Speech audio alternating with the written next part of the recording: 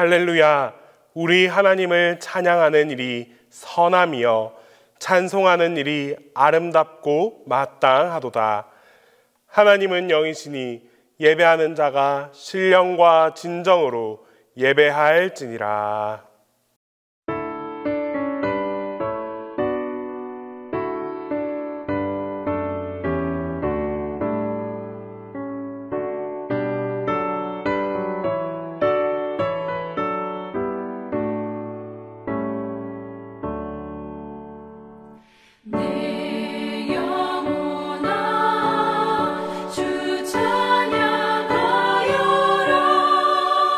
온 뜻과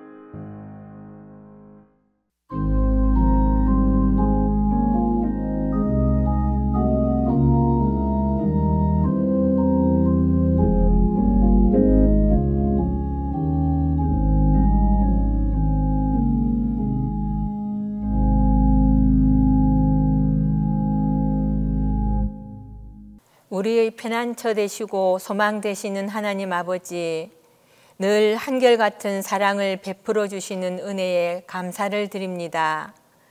부족하고 허물 많은 저희를 사랑하사 주일 후 3일간도 지켜주시고 이렇게 귀한 예배 드리게 하시니 감사합니다. 사랑의 하나님, 저희들의 날마다의 삶을 주장하심으로 거룩한 주님의 자녀로 성결함을 잃지 않게 하여 주시고 어둡고 부패한 세상을 변화시켜 나갈 수 있는 능력 있는 그리스도인으로 승리하며 살아갈 수 있도록 인도하여 주옵소서. 하나님 아버지, 사랑하는 교회와 성도들을 돌보아 주옵소서. 세우신 동신교회를 견고히 붙잡아 주옵소서. 각 기관과 부서들을 기억하여 주셔서 세운 목적에 따라 겸손하게 섬김으로 아름답고 조화로운 참된 교회로 부흥하게 하여 주옵소서. 성도들의 가정마다 간절히 간구하는 기도의 제목들에 귀 기울여 주시고 주님 뜻 가운데 이루어 주시기를 기도합니다. 신앙의 문제로, 건강의 문제로, 자녀의 문제로, 직장과 물질의 문제를 놓고 기도할 때마다 주님께서 만나 주옵소서. 신앙의 바른 길로 이끌어 주시고 영과 육의 질고에서 벗어나 건강한 삶을 살도록 온전히 치유하여 주시며 자녀들이 주님 안에서 건강한 삶을 살아가도록 허락하여 주옵소서. 또한 직장과 사업장이 든든히 서가게 하시고 물질 문제에서 해방되게 하시며 온갖 슬픔과 환난에서 벗어나 소망을 가지고 살아가게 하여 주옵소서. 사랑의 하나님, 아름다운 성전에서 때마다 귀한 말씀을 받게 하심을 감사합니다. 이 시간 세우신 목사님을 능력의 장중에 붙잡아 주시고 영육의 강건함과 성령 충만함으로 덧입혀 주옵소서. 하나님의 말씀을 대언하실 때에 새롭게 알게 되는 내용을 기쁨과 감사와 아멘으로 받게 하시며 하나님이 원하시는 참 그리스도인의 모습으로 변화되어 살아가는 우리 모두의 삶이 되도록 은혜 내려 주옵소서. 예배의 시종을 온전히 주장하여 주옵소서. 감사드리며 이 모든 말씀 예수 그리스도의 이름으로 기도드립니다. 아멘.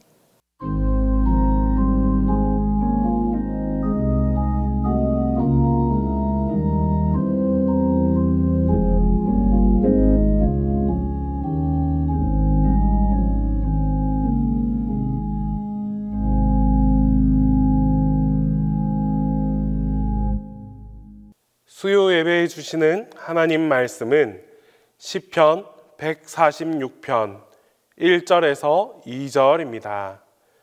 구약 성경 시편 146편 1절에서 2절입니다. 할렐루야, 내 영혼아 여호와를 찬양하라. 나의 생전에 여호와를 찬양하며 나의 평생에 내 하나님을 찬송하리로다.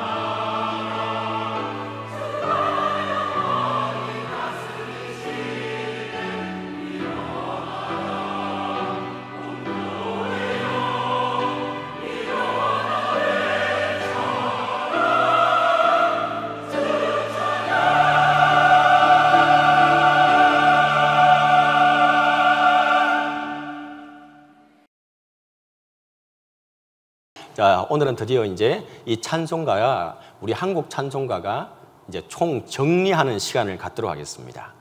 자, 앞에 보면 뭐라고 적혀 있어요? 찬미가라고 적혀 있죠. 말 그대로 찬미가입니다. 뭐 누구를 찬미하는 거예요? 예, 하나님을, 예수 그리스도를 찬미하는 찬미가입니다.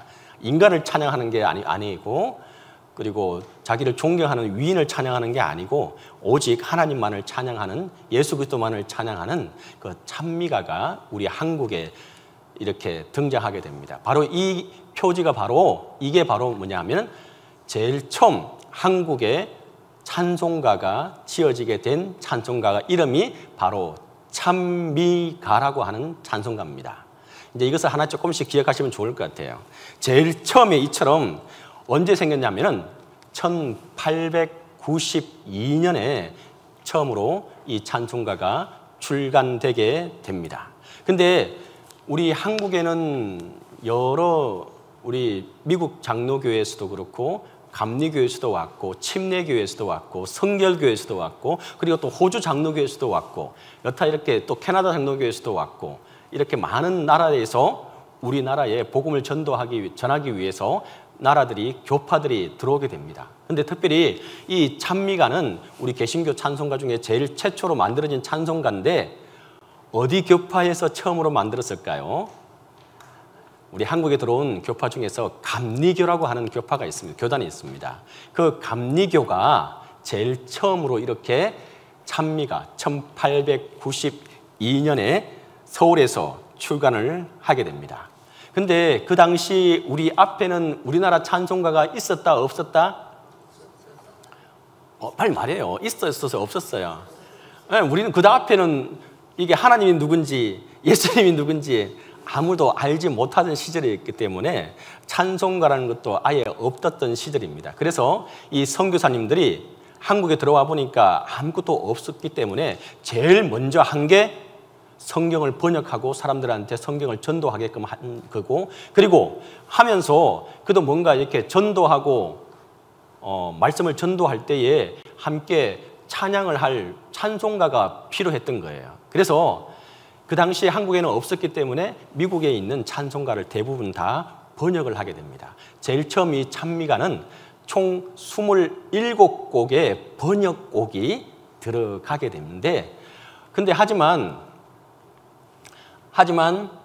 번역이 조금 제대로 됐을까요? 되지 않았을까요?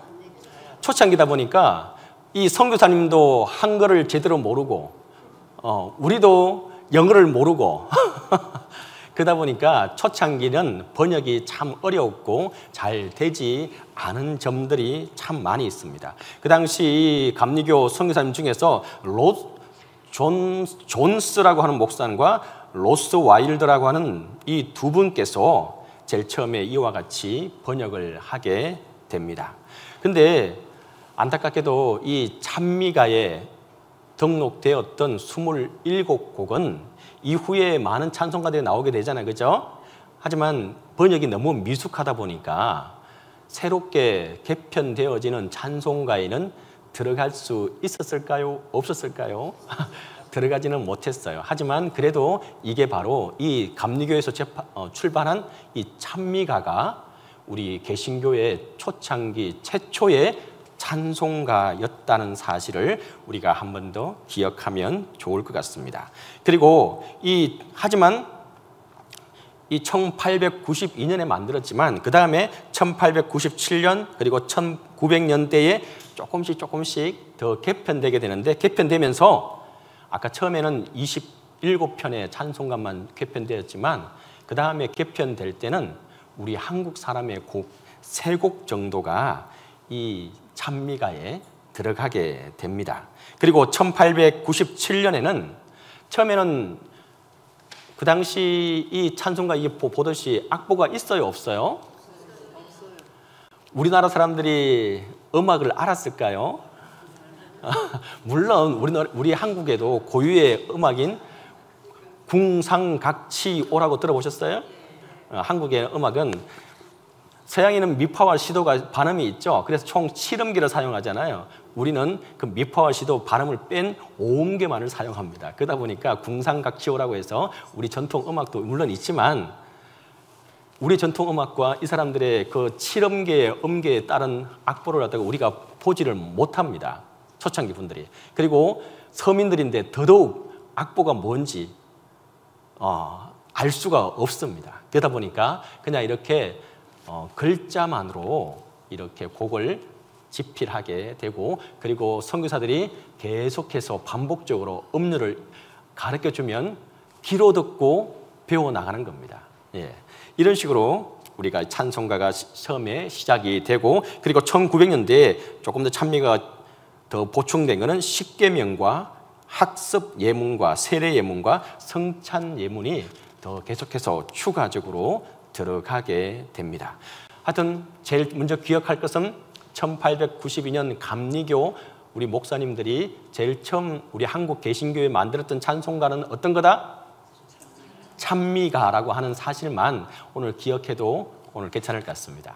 자, 그 다음에 만들어진 게 읽어볼게요. 시작. 찬양가라고 적혀 있습니다. 이제 그 다음 나온 게 이 찬양가라고 하는 겁니다. 이 찬송가는 1894년에 등장하게 됩니다. 우리 여러분들께서 제가 이렇게 성경을 또 찬송가를 가르치면서 번역하신 분들이나 이 곡은 누가 번역했다라고 말씀을 드렸는데 아마 다 기억은 못 하실 거예요. 하지만 그래도 우리나라의 초창기 선교사님 중에서 우리가 제일 많이 기억하시는 분이 누구예요? 앞에 은자로 시작합니다. 네, 언더우드는 다 기억하고 다 알죠? 그죠? 네, 저 연세대학교 세브란스 병원 다 기억하시죠? 네, 이 언더우드라고 하는 선교사가 우리 장로교 선교사입니다. 우리 최초의 장로교 선교사입니다. 그러다 보니까 이 언더우드 선교사님께서도 여러 가지 학교나 병원 이렇게 교육이나 의료 사업에도 많이 공헌을 하셨지만 특별히 또 찬송가도 이분이 번역을 많이 하시고 또한 이와 같은 찬송가도 나오게 됩니다. 그런데 이분이 참 조금 잘 못한 부분들이 있어요. 찬양가라고 돼 있죠? 근데 이 찬양가는 처음에 만들 때는 감리교 선교사님들과 함께 공동으로 집필을 해서 우리 싸우지 말고 감리교 너희만 그렇게 찬양하지 말고 우리 장로교 우리만 그렇게 하지 말자. 그냥 우리가 함께 공동으로 누군가를 대표로 해서 찬송가를 새롭게 만들고 우리가 통합을 하자라고 서로가 두 분께서 이제 두 교단끼리 서로 이제 이야기를 하게 됩니다. 그래서 함께 찬송가를 만들려고 했어요. 근데 항상 그렇게 만들다가 감리교 쪽에 존스 목사님이라고 하시는 분이 이곳에 오신 지가 벌써 7년이 넘었고 7년이 되면 뭘 할까요? 안식년을 가지게 됩니다. 지금도 우리 한국 교회도 그런 전통들이 계속 이어가고 있는 가운데 있는데 그 당시에도 마찬가지였어요.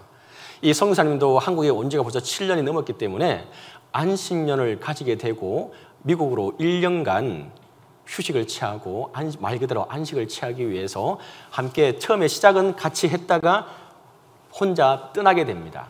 그러면 이 언더우드 목사님도 조금 성질이 급했나 봐요. 좀 나쁘게 말하면 성질이 급했고 조금 좋게 말하면 열정이 너무 강했고 그 존스 목사님이 올 때까지 좀 기다렸다가 같이 또 집필하면 되는데 어떻게 했을까요? 그냥 혼자 해버렸어요.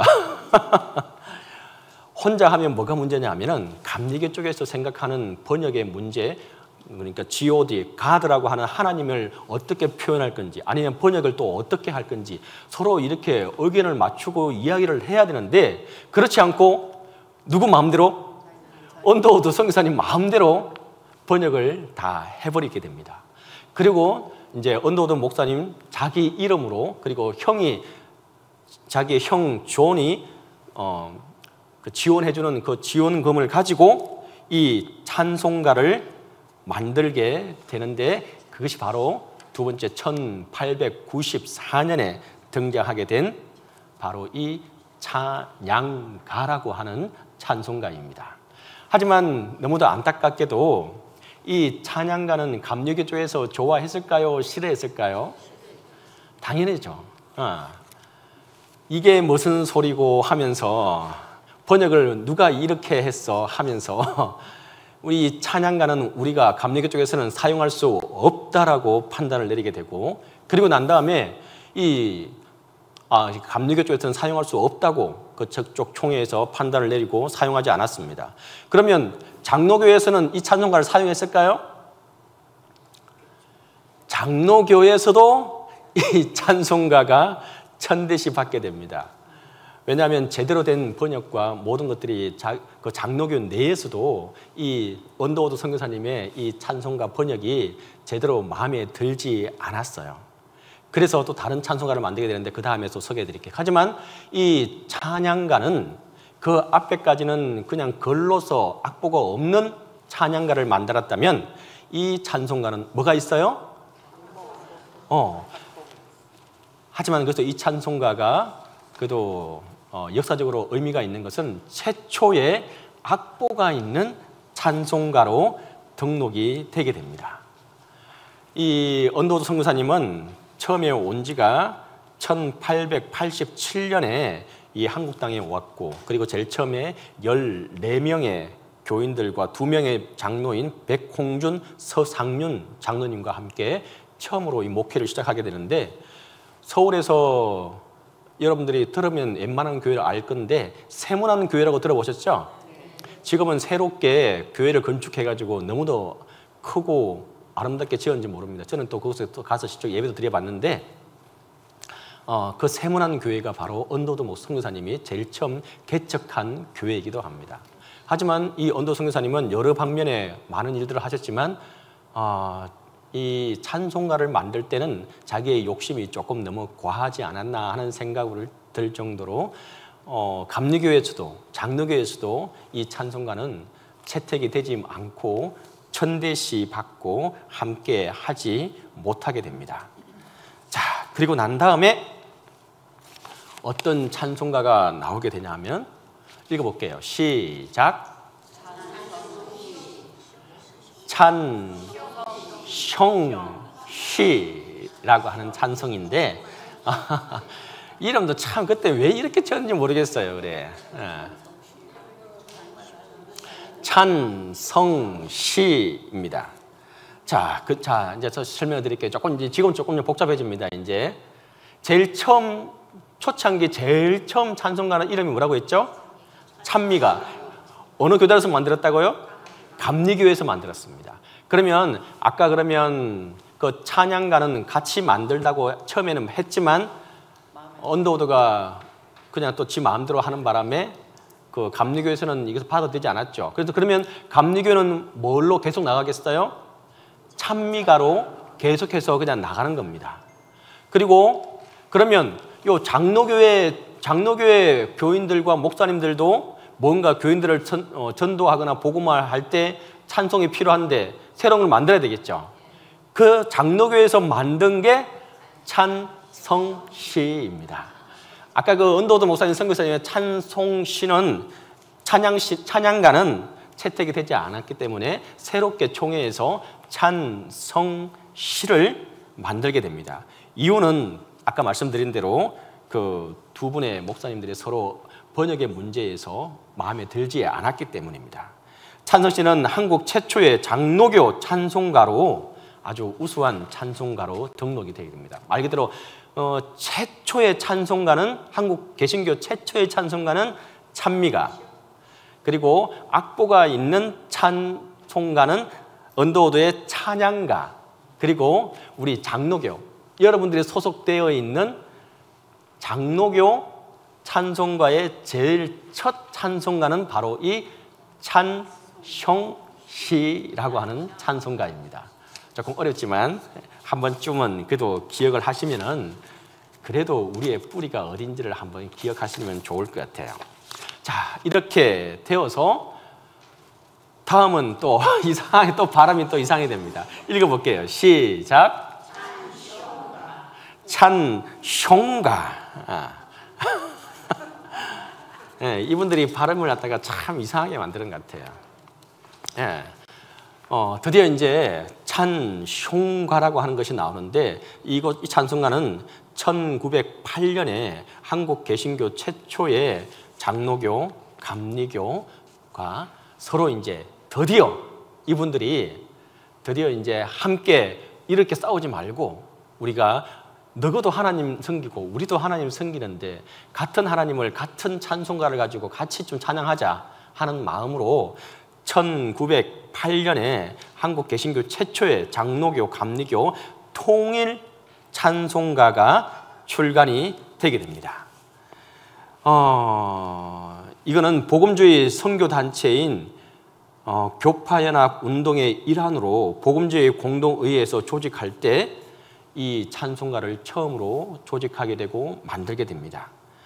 이 찬송가를 처음에 만들 것들은 베어더 선교사님과 밀러 선교사님이라고 하는 분인데 부산에 처음으로 왔던 선교사님 중에 한 분이 베어더 선교사님인데 그 베어더 선교사님의 부인 또한 베어더 이렇게 또 다른 이름을 쓰는 부분인데 그 베어더 선교사님 부인께서 아주 한국어에 능통했었고 그리고 한국 사람들의 그 정서와 언어를 너무도 잘 파악하고 있었기 때문에 이 베어더 선교사님이 많은 부분 이 찬송가의 번역을 담당하게 되고 또 함께하게 되었습니다. 이 찬송가를 제일 처음 만들게 된 두 교단이 합쳐지게 되면서 원칙을 정했는데 뭐냐 하면은 이미 사용하던 찬송가를 토대로 새 찬송가를 첨가하자라고 말하고 말은 존경어로 표현하자고 하면서 이들과 둘이 서로 이렇게 1908년에 개신교, 감리교와 장로교의 최초의 통합 찬송가가 찬송가가 등장하게 됩니다. 그래서 그 앞에 찬송가 그리고 찬미가가 이제 둘이가 합쳐지게 되는 겁니다. 다시 말하면 조금 더 구체적으로 말하면 찬미가와 그래도 언더우드 선교사님이 했던 찬양시와 그리고 찬송시 이렇게 모든 것들이 이때 다 함께 통합이 되게 됩니다. 그리고는 이제 앞에는 20몇 곡 그리고 많아야 100 몇 곡이었는데 이때는 드디어 이제 조금씩 이제 갖추어 가면서 262곡이 이 찬송가에 등장을 하게 됩니다. 그렇지만 아직까지도 가사는 대부분이 다 악보가 물론 조금 있었지만 대부분은 악보가 없는 그냥 가사로만 된 찬송가가 계속해서 등장하게 됩니다. 자, 그리고 조금 더 가볼게요. 그 다음에 읽어볼게요. 시작.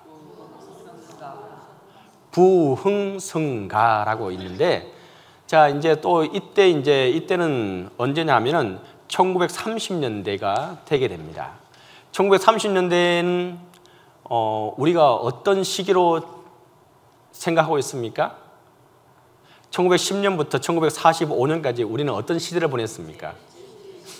일제강점기를 보내게 됩니다. 36년간. 그 시기인데 1930년대입니다. 그리고 이때 새로운 교단이 한국에 들어오게 되고 그 교단 또한 새로운 찬송가를 들고 나오게 되는데 어디냐 하면은 성결교입니다. 그죠? 성결교는 물론 미국에서 처음에 시작하게 되지만 이 성결교는 일본에 많은 토대를 하게 되고 일본 성결교가 1900년대 초에 한국에 들어와서 교단을 넓혀나가고 우리의 복음화하게 되는 시기가 바로 이때입니다. 이분들이 들고 왔던 것이 한국 사람들에게 복음을 전달할 때 조금 더 수월하고 부흥회를 으쌰으쌰 하는 부흥의 찬송가가 필요하다는 생각을 가지고 들고 들어왔던 것이 바로 부흥성가입니다. 그러니까 부흥을, 뭔가 전도의 부흥을, 사람들의 마음을 이렇게 으쌰으쌰 할 수 있게끔 하는 찬송가가 들고 왔는 게 바로 성결교에서 들고 왔던 것이 바로 이 부흥성가입니다. 그리고 이제 이와 같은 찬송가가 1930년도에 들어오게 되고 그 다음에 또 한번 가볼게요. 다시 읽어볼게요. 시작. 앞에 찬송가하고 그래도 조금은 더 세련됐죠? 그죠? 근데 옆에 찬송가 옆에 보면 읽을 수 있겠어요? 뭐라고 적혀 있어요? 뭐라고 적혀 있어요? 신정 첫째 출판. 보이죠? 예. 그 책을 책은 너무 좀 글자가 너무 작지. 찬송가 여러분들이 보면 오른쪽에 보면은 신정 첫째 출판이라고 적혀 있습니다. 이건 뭐냐 하면은 그냥 찬송가가 아니고 이 찬송가의 정확한 명칭은 신정 찬송가입니다. 신정. 여러분들 물어볼게요. 신정이 하면 뭡니까? 신정. 신정이 있으면 뭐가 있어요? 구정이 있잖아요. 그 신정이 바로 이 신정입니다. 신정 찬송가. 이 찬송가가 나온 게 1931년인데 그럼 아까 좀 다시 말씀드리면 우리가 어떤 시대를 보내고 있는 시기였죠? 일제강점기죠. 물론 이것도 가설이기도 하고 또 어떤 사람은 맞지 않다고 말하기도 하지만 그래도 영 틀린 말은 아닌 것 같아요. 이때 우리가 제일 처음 우리가 고유한 민족의 명절, 설은 구정입니까? 아니면 신정입니까? 근데 일본은 신정을 셀까요? 구정을 셀까요? 네, 양력으로 1월 1일을 셉니다. 그분들은 1월 1일을 그 신정을 설날로 셉니다. 그러다 보니까 이 사람들은 문화적으로, 정치적으로, 교육적으로 모든 것을 일제화하고 그리고 우리 민족의 모든 것들을 말살하기 위한 정책을 계속해서 펼쳐나가는 가운데 있는데 우리 한국 사람들이 구정, 음력, 정월을 세면은 좋아하겠어요? 좋아하지 않겠어요? 예, 그러다 보니까 우리는 그 당시 이 일본 사람들이 만든 언어가 바로 신정과 구정이라고 하는 단어입니다. 그래서 우리가 가능하면은 구정이란 말은 사용하면은 썩 좋은 말은 아니에요. 말 그대로 버려야 할 그리고 옛날 거라고 하는 그런 의미가 바로 구정입니다. 그래서 그냥 우리는 설날 아니면 음력 설날이라고 말하면 더 좋을 것 같다는 생각을 하게 됩니다. 하여튼 어쨌든 이때는 우리가 1931년이니까 일제에 힘들어하는 그때 그 시절이었기 때문에 신정 찬송가라고 이름을 그렇게 지었어요. 말 그대로 뭐냐 하면은 새로운 찬송가라는 말이에요? 아니면 구정 찬송가라는 말이에요? 네, 새로운 찬송가라고 하는 말입니다. 그러니까 앞에 찬송가가 이제 새롭게 만들어진 찬송가가 바로 1931년에 나온 이 신정 찬송가라고 하는 찬송가입니다. 자, 그런데 이 신정 찬송가도 이 장로교 분들과 또 마음이 참 맞지가 않았어요. 이 찬송가는 어디에서 출판하고 그리고 만들게 됐냐면은 감리교에서 주도적으로 만들게 됩니다. 물론 여기 장로교 분들도 와서 조금 함께 하긴 했지만 주도적으로 이 찬송가를 개편하고 신정 찬송가라고 만든 것은 감리교 쪽에서 만들게 됩니다. 그러면 장로교 분들이 좋아해요? 또 싫어해요? 진짜 힘듭니다. 연합한다는 말이 그리고 함께 한다는 말이 이처럼 어려운 게 없습니다. 그 당시 선교사님들도 각자의 교단과 교파에 따라서 서로 연합할 때도 있었고 각자 마음이 안 맞아서 등을 돌릴 때도 있었고 그리고 이런 것들을 보면은 대부분의 시간은 서로가 맞지 않았던 것을 우리가 보게 됩니다. 지금까지도 마찬가지입니다. 어쨌든 그 당시 감리교 쪽에서 주도적으로 만들었던 찬송가가 1931년에 나왔던 신정 찬송가라고 하는 이 찬송가가 등장하게 됩니다. 근데 이 찬송가를 갖다가 만들 수밖에 없었던 계기가 있습니다. 뭐냐 하면은 그 당시 우리나라에는 인쇄소가 있었을까요? 없었을까요? 그 당시 물론 있어도 시설은 어디가 훨씬 좋았을까요? 일본이 훨씬 좋았고 그리고 기술이 앞서 있었겠죠. 그러다 보니까 우리의 모든 인쇄를 갖다가 맡기고 출판을 할 때는 대부분이 다 일본에 맡겨서 일본에 있는 인쇄소를 통해서 출판을 하게 됩니다. 이때는. 그러다 보니까 1923년 일본 요코하마 인쇄소가 불로 화재가 일어나게 됩니다.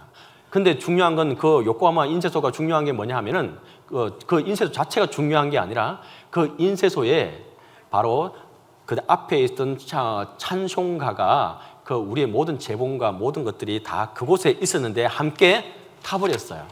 그러다 보니까 이제 새로운 찬송가를 개편을 하고 만들어야 되는 계기가 주어지게 된 겁니다. 그래서 이제 1924년에 조선 예수교 연합 공의회라고 하는 해를 감리교와 장로교가 함께 연합해서 우리 찬송가를 만들자라고 서로 의논을 하게 되고 마음을 맞추게 됩니다. 그 첫 사업으로 했던 게 바로 이 신정 찬송가를 만들자는 겁니다. 만든 시간은 꽤 오래 걸렸습니다. 1924년부터 1928년까지 장장 4년에 걸쳐서 이 찬송가를 개편하고 추가하고 번역하고 또한 만들게 되게 되는데, 근데 이곳에는 그래도 특별히 좀 생각을 해서 한국인 창작 활동을 한국인들이 창작한 찬송가가 이 찬송가에 특별히 6곡이 등장하게 됩니다. 근데 여러분들이 다른 곡들은 말해도 잘 모를 거고 여러분들이 알만한 곡이 딱 하나 있는데 뭐냐면은 삼천리 반도 금수강상, 그 찬송가가 우리 남궁옥 분이 작사 작곡한 곡인데 이 찬송가가 바로 이때 1931년에 추가적으로 한국인들의 찬송가를 만드는 찬송가가 6곡이 추가로 들어가게 됩니다. 자, 이렇게 해서 이 감리교에서 신성 찬송가를 만들었지만 장로교에서는 총회를 통해서 이것은 우리와 맞지 않습니다 라고 하면서 이 찬송가를 쓸 것을 마음에 들어 하지 않게 됩니다. 그러면 또 장로교에서는 또 어떻게 해야 됩니까? 가만히 있으면 돼요? 아니면 또 뭔가를 또 만들어야 돼요? 이분들 참 못 말립니다. 장로교에서는 또 새로운 찬송가를 만들게 됩니다. 어떤 찬송가일까요? 읽어볼게요. 시작. 저거 펜션이 아닙니다. 편신이 아닙니다. 신편 찬송가. 신편 찬송가라고 하는 찬송가를 이 장로교에서, 아까 그 감리교에서는 신정 찬송가를 1931년에 만들었다면 장로교 분들은 그건 우리하고 뜻이 맞지 않아 하면서 1935년에 신편 찬송가를 만들게 되는데, 말 그대로 이 신편이란 말은 신은 새로운 신자를 말하는 겁니다. 새로운 책, 그리고 새로 편찬된 찬송가라고 하는 의미입니다. 그래서 이 찬송가를 만들게 되는데, 이 찬송가는 그래도 앞에 찬송가보다는 더 많은 곡들을 보완해서 총 400곡이나 되는 곡을 이곳에 넣어서 편찬하게 되었습니다. 제일 처음 편찬하게 된 것은 아까도 말씀드린 대로 1931년에 그 감리교에서 주체적으로 만들었던 신정 찬송가가 마음에 들지 않아서 장로교 총회에서는 21회 총회에서는 신정 찬송가는 우리가 사용할 수 없습니다. 그래서 그렇게 말했고 1934년 23회 총회에서 그 당시 있던 그 밑에 종교교육부라고 하는 곳에 맡겨서 편찬케 하고 1935년에 신편 찬송가를 편찬하게끔 만들게 된 것이 바로 이 우리 장로교에서 만들었던 신편 찬송가입니다. 그리고 이 찬송가는 그래서 이제 우리 총 크게는 이제 앞에서 말한 대로 감리교에서는 어떤 찬송가를 써요? 이제 신정 찬송가를. 그리고 이게 감리교에서는 신정 찬송가를, 우리 장로교에서는 어떤 거? 신편 찬송가를. 그리고 성결교에서는 어떤 걸? 부흥성가라고 하는 찬송가를 이렇게 서로가 교단별로 나누어서 계속해서 사용을 하게 됩니다. 그리고 사용을 하다가 드디어 이제 어떤 계기가 일어나게 되는데, 우리나라의 아까도 말씀드린 대로 일제치하가 언제 끝났죠? 1945년. 드디어 이제 우리가 광복을 맞이하게 되죠. 그 광복을 맞이하면서 새로운 이제 찬송가의 구도가 좀 만들어지게 됩니다. 드디어 이제 이분들이 그래도 이제 광복을 맞이하면서 이래서는 안 되겠다. 우리가 그래도 합쳐보자 하면서 해방과 함께 이분들이 그동안 사용했던 감리교에서는 신정 찬송가, 장로교에서는 심평 찬송가, 성결교에서는 부흥성가라고 하는 것을 찬송을 하다가 다시금 이제 이렇게 이제 드디어 이제 찬송가가 아니고 찬형가가 아닌 찬송가라고 하는 이제 통합된 명칭을 사용을 하게 됩니다. 그리고는 이제 합동 찬송가라고 하는 찬송가가 드디어 우리에게도 등장을 하게 됩니다. 등장한 계기는 1946년, 드디어 이제 광복 후 1년이죠. 장로교, 감리교, 성결교 이 세 교단에서 찬송가의 하나됨을 원하면서 그 교단별로 몇 명씩? 2명씩 찬송가 합동 연구위원을 서로가 2명씩 파견을 하게 됩니다. 그리고는 1년간 연구를 하게 되고 드디어 이제 1948년 각 교단 총회에서 정식으로 결정을 다 내리게 하고 드디어 합동 찬송가라고 하는 이 찬송가가 드디어 등장을 하게 됩니다. 이 찬송가는 드디어 이제 조금 더 격식을 더 갖춘 찬송가가 등장하게 되고, 그리고 악보가 있는 찬송가였고, 그리고 그 다음에 뒤에 우리는 찬송가 뒤에 뭐가 있어요? 찬송가 뒤에 뭐가 있어요? 안 봐서 몰라요 이제. 교동문이 있잖아요. 네. 그 교동문이 제일 처음 추가된 게 바로 이 1949년 합동 찬송가, 여기에 교동문이라고 하는 교동문이 추가로 들어가게 됩니다. 그리고 이때 찬송가 총 곡은 586곡이 수록이 되면서 드디어 이제 그래도 조금 격식을 갖춘 찬송가가 출판을 하게 되는데, 이 찬송가는 좀 그래도 많이 재판되게 되었어요. 20판, 그러니까 거의 1년에 한 번씩 했다고 해도 거의 20년 가까이 이 찬송가로 20년 안 되겠구나. 10몇 년간이겠죠. 그러니까 1960년대 또 바뀌게 되니까 10몇 년간 20판을 갖다가 재판하면서 20판을 만들게 되는 게 이 합동 찬송가입니다. 여러분 기억하세요. 이 개신교, 한국 개신교 최초의 통합 찬송가는 바로 이 그 앞에도 있었죠. 그 앞에 있었고, 두 번째로 통합 찬송가는 찬송가라고 하는 이 찬송가입니다. 자, 그리고 이제 조금 이제 그래도 이때는 이제 한 10년간은 그대로 쭉 좀 갑니다. 자, 그리고 나 새롭게 등장한 게 있어요. 이게 뭐죠? 읽어볼게요. 시작. 새 찬송가. 왜 우리 한국 사람들이 이렇게 새 것, 신정, 신편, 새 것을 왜 이리 좋아하는지 모르겠습니다. 또 이것도 새 찬송가. 새 찬송가가 이제 드디어 이제 등장하게 되는데, 이때부터 조금 우리 한국 교회사가 조금 가슴 아픈 일들이 겪게 되는 시기이기도 합니다. 일제치하를 겪고 나오면서 신사참배라고 전에 제가 말씀드렸죠. 신사란 일본인들이 전통적으로 섬겨왔던 그곳에 온갖 모든 신들을 모시는 신당입니다. 불교의 템플하고는 또 틀린 곳입니다. 불교 사당하고는 또 틀린 곳이에요. 그 신사, 일본인들이 그렇게 전통적으로 믿어왔던 그 신사가 한국에도 들어왔었고, 우리 일제치하 때에 그 중에서 많은 믿음의 사람들이 저것은 신사는 우상 숭배이니까 하면 안 된다라고 하며 불이익을 당하고 감옥에 가고, 그리고 자기의 목숨을 잃는다 해도 나는 신앙을 끝까지 지키겠어 하는 사람들이 있었고, 그렇지 않고 그냥 저곳에 절만하면 다른 교육이나 다른 모든 행동에 제약이 없어, 너희들 하고 싶은 대로 할 수 있게끔 해줄 테니까 그대로 해라고 할 때 그것을 따랐던 또 민족의 신앙의 또 선배들도 있었고, 그러다 보니까 두 분류로 나눠지게 되겠죠. 그죠? 그러다 보니까 이 일본이 물러나고 난 다음 한국에 많은 또 교파들이 나눠지게 됩니다.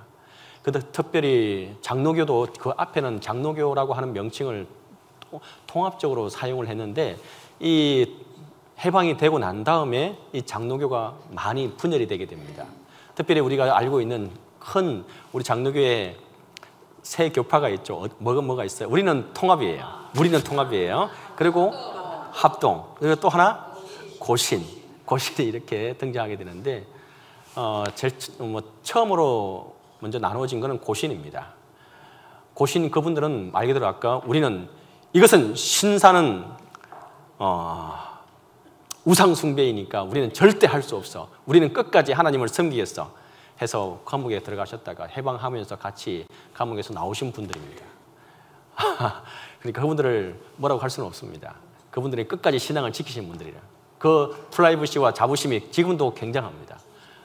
그래서 지금도 그분들은 우리 통합 측이나 이쪽엔 너하고 같이 갈 수 없어라고 말하시는 분들입니다. 하여튼 그렇게 나눠지게 되고, 그리고 또 고신이 나가고 난 다음에 또 한 번 더 우리는 1959년에 아픈 역사를 겪게 되는데 합동이 또 떨어져 나가게 됩니다.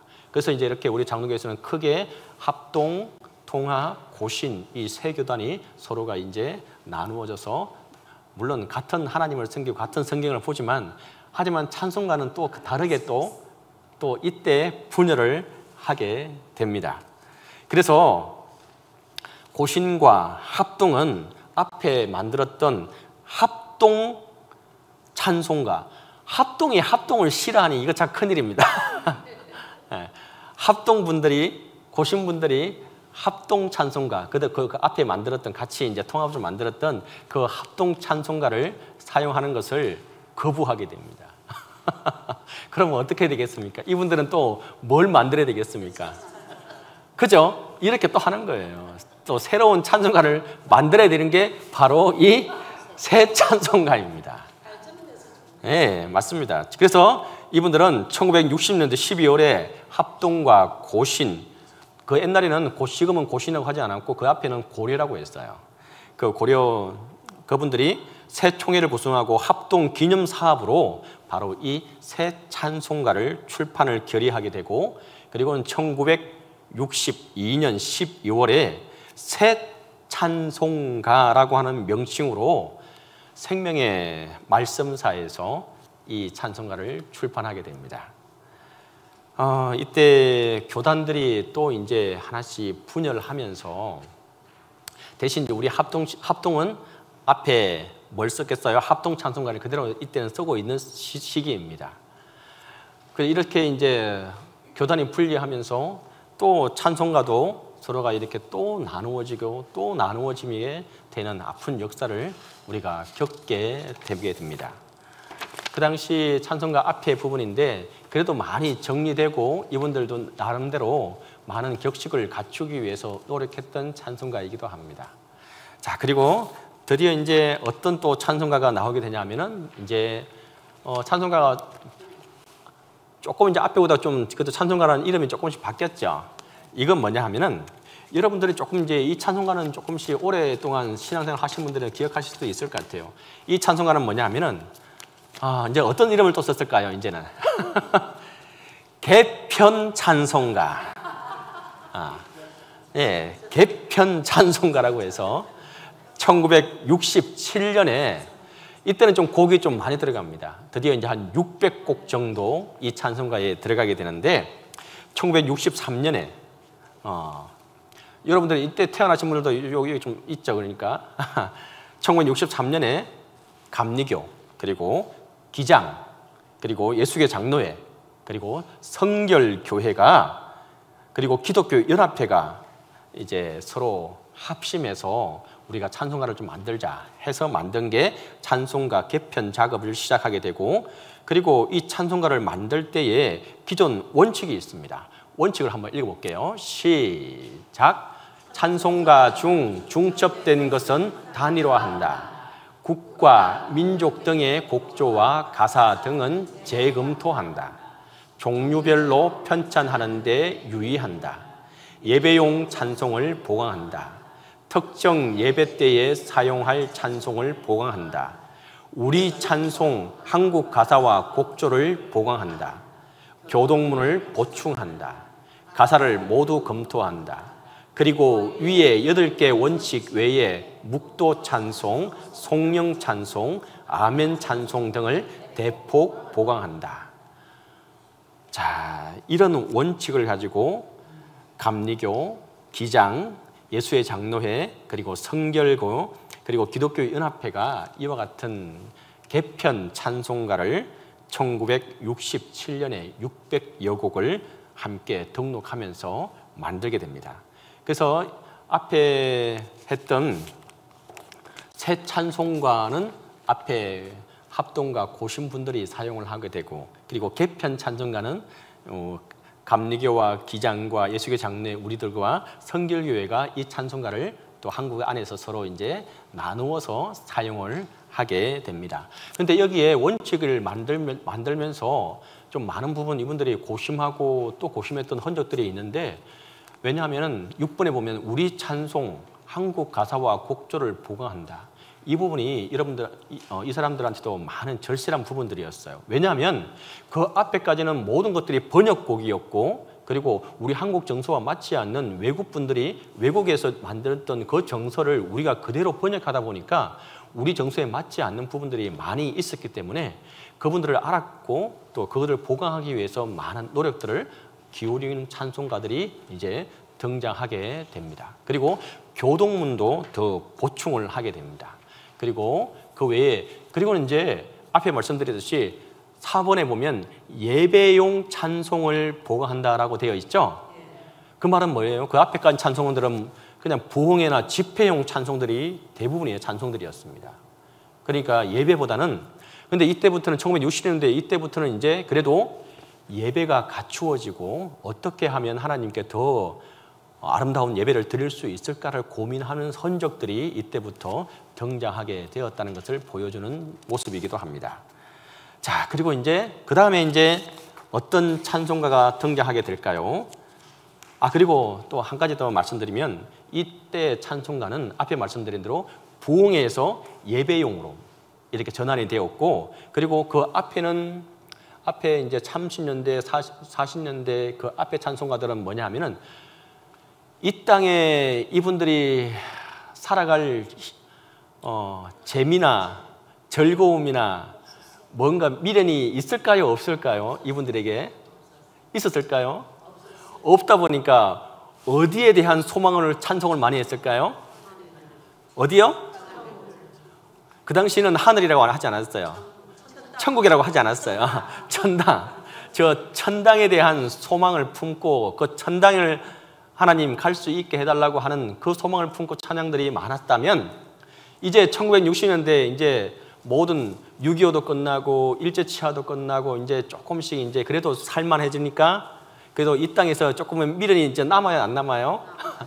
물론 또 그 당시도 아직 어려운 시기였지만 그래도 이 땅에서 살아갈 힘과 이 땅에서 어떻게 우리 그리스도인들이 살아가야 할지를 조금씩 생각을 하게 되고 고찰을 하게 되고 생각을 이제 스스로 이제 생각을 하게 되는 시기가 이때입니다. 그러다 보니까 현 세에서 그리스도인의 어떤 자세로 살아가야 하는지 윤리적인 것을 강조하는 찬송들이 이때 이제 많이 등장하게 되고 이 찬송가, 개편 찬송가에 많이 시록이 되게 됩니다. 자, 그러면 이때 이러면서 계속 갔을까요? 어떻게 또 한 번 더 통합을 했을까요? 어떻게 했을까요? 자, 그 다음에 이제 이 찬송가는 우리가 여러분들이 많이 기억하시는 찬송가입니다. 이 찬송가는 이제 앞에는 합동 찬송가였는데 이때는 무슨 이름으로 나왔죠? 이제 기억하시잖아요. 1980년대에 나온 찬송인데, 아니 이때는 이제 우리의 소원은 뭐죠? 우리의 소원은 뭐예요? 통일. 통일 찬송가가 이때 나오게 됩니다.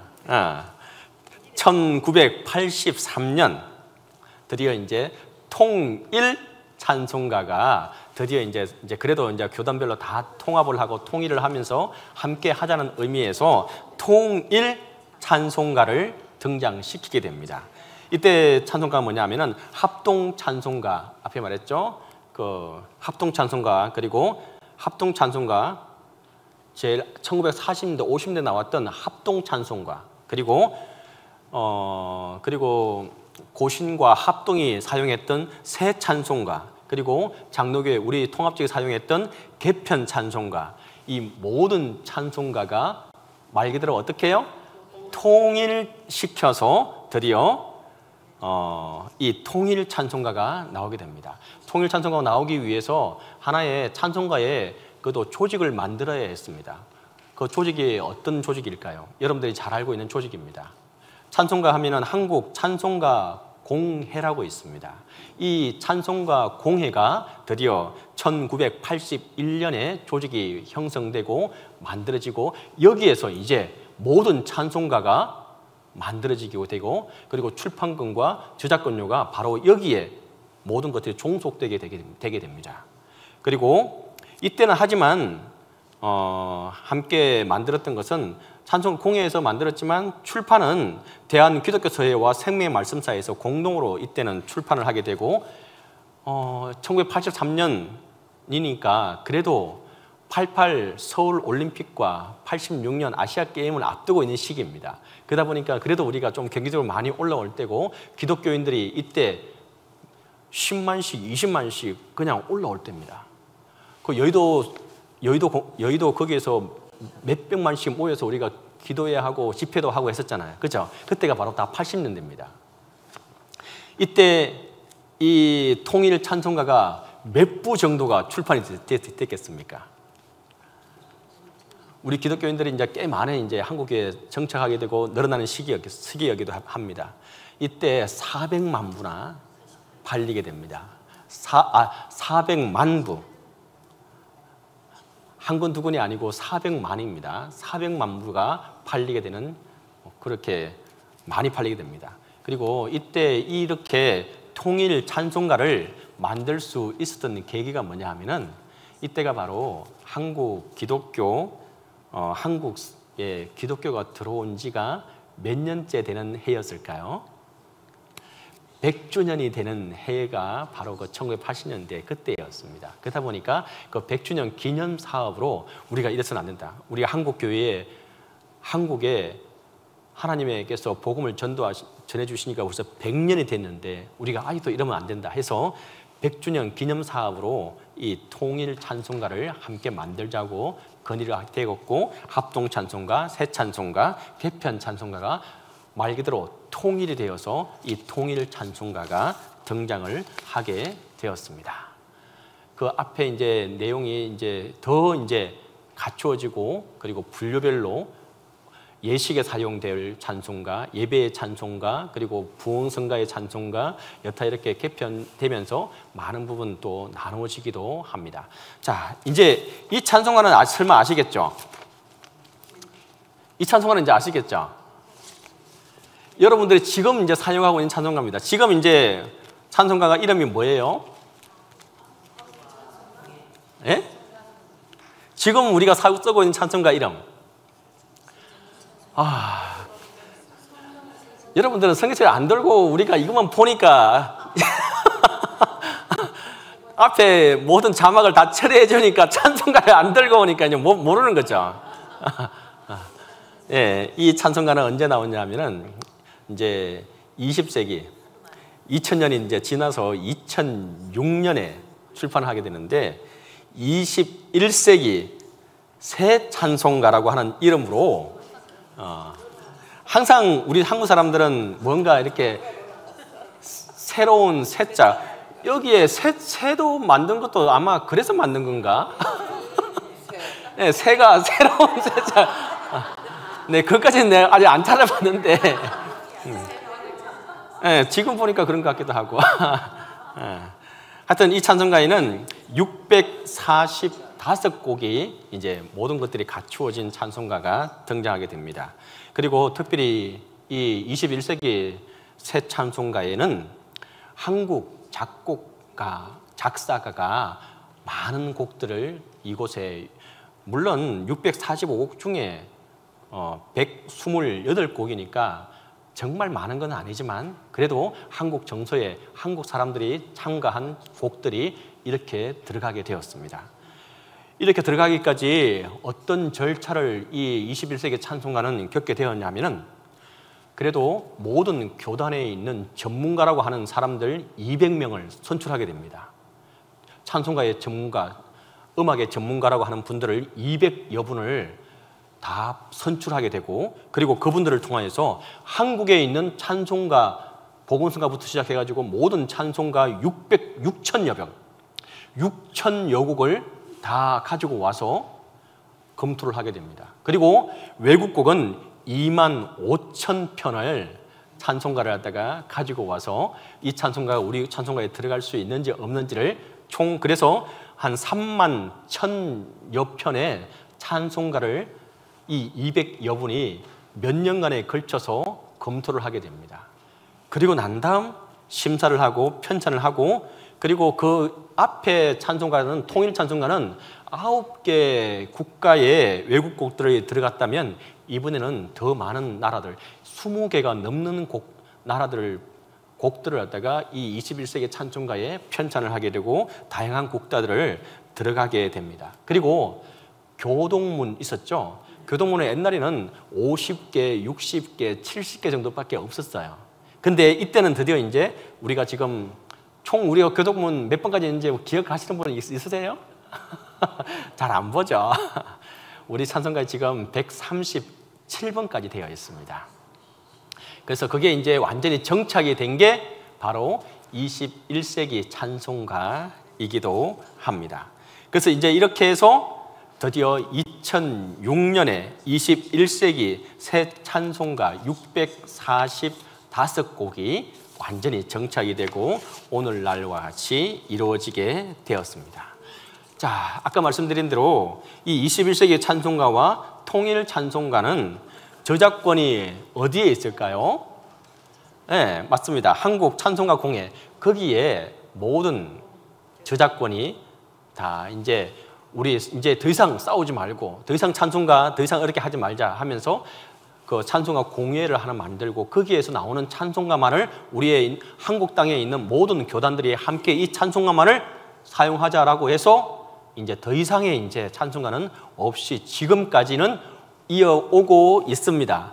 자, 지금까지 이제 우리가 한국 개신교 찬송가의 역사를 짧다면 짧은 시간이지만 쭉 한 번 더 이제 마무리하면서 쭉 살펴보게 됩니다.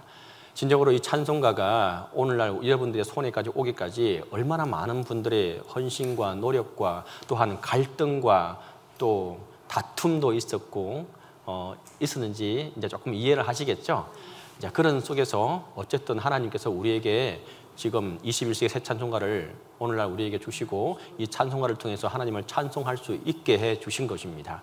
진정으로 이 찬송가에 많은 사람들의 노력과 그리고 이야기들이 담겨 있다는 사실을 우리가 기억하면서 그 찬송가 한 곡 찬송을 할 때에 하나님께서 이 찬송가를 오늘날 우리에게 나에게 어떤 마음으로 부르기를 원하는지를 기억하시면서 또 생각하시면서 자기의 신앙으로 바꾸어 고백하며 찬송하는 우리 모두가 될 수 있기를 간절히 바랍니다. 기도하겠습니다. 사랑과 은혜가 많으시고 좋으신 아버지 하나님, 은혜와 사랑을 감사하고 감사합니다. 지난 학기 동안 하나님 찬송가에 대해서 우리가 많은 것을 보고 듣고 배우게 되었습니다. 하나님을 찬양하는 찬송가를 통해서 하나님만을 온전히 찬양할 수 있도록 도와주시고 그것을 통하여서 우리의 마음이 참 기쁨과 즐거움을 누리며 살아가는 찬송가를 통하여서 살아갈 수 있게 하여 주시옵소서. 하나님, 우리의 찬송이 끝까지 이 나라 저 천국에 갈 때까지 이어질 수 있도록 도와주시고 우리의 신앙이 되고 고백이 되는 찬송이 되게 하여 주시옵소서. 이후에도 늘 항상 우리의 입술에 찬송이 머물러 있게 하시고 우리의 신앙 고백이 이어질 수 있기를 간절히 바라고 이 모든 말씀을 예수님의 이름으로 기도드립니다. 아멘.